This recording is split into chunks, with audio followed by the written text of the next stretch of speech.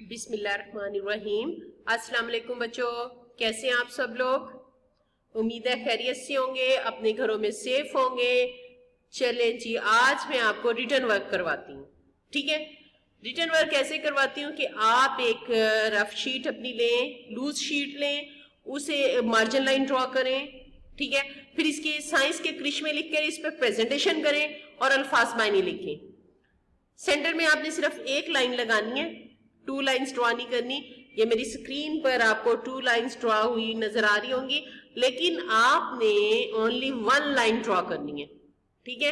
اور پھر آپ نے الفاظ اور معنی دونوں کی پریزنٹیشن کرنی ہے، اور اس کے بعد میں آپ کو لکھواتی ہوں۔ چلیں شاباش، جلدی سے نکال لیں جی، پین بھی پکڑ لیں اپنا، ٹھیک ہے؟ اب میں الفاظ معنی آپ کو لکھوانے لگی ہوں۔ جی بچوں، آر یو ریڈی؟ جی میں بول رہی ہوں، آپ ذرا غور سے اس کو سنیں اور بعد میں لکھیے گا۔ شعور، عقل، تمیز، تسخیر،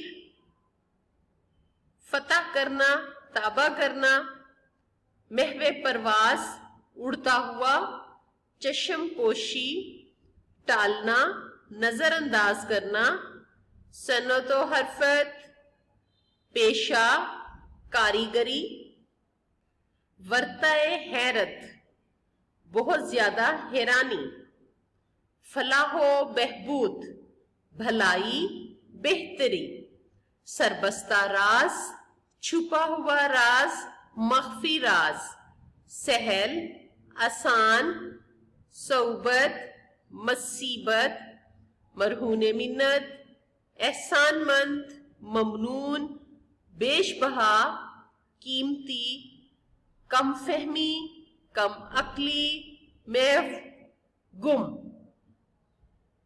ٹھیک ہے؟ محو، گم۔ یہ میں نے ایک بار ان کو ریڈ کیا ہے، آپ نے سنا، اب میں آپ کو لکھوا رہی ہوں، لکھیں جی۔ شعور، عقل، بلکہ ایسے کرتے ہیں، میں آپ کو بولتی ہوں، آپ صرف ان کے الفاظ لکھیں، ٹھیک ہے؟ الفاظ لکھنے کے بعد آپ معنی لکھیں، اس طرح آپ کی املا بھی ہو جائے گی اور آپ کے ورڈز میننگ بھی ہو جائیں گے۔ آج میں آپ کو کلاس ہی میں کام کروا دیتی ہوں، آپ کو بعد میں کاپی کھولنے کی ضرورت ہی نہیں پڑے گی۔ شاباش۔ شعور، تسخیر، نمبر 3 محو پرواز، نمبر 4 چشم پوشی، نمبر 5 صنعت و حرفت، نمبر 6 ورطۂ حیرت، نمبر 7 فلاح و بہبود، فلاح و بہبود۔ ہاں جی، لکھے آپ نے؟ اب ہم نیکسٹ لائن کی طرف آتے ہیں۔ سربستہ راز، سربستہ راز، سہل، جی بچوں، سہل، صعوبت، صعوبت، مرہون منت، مرہون منت،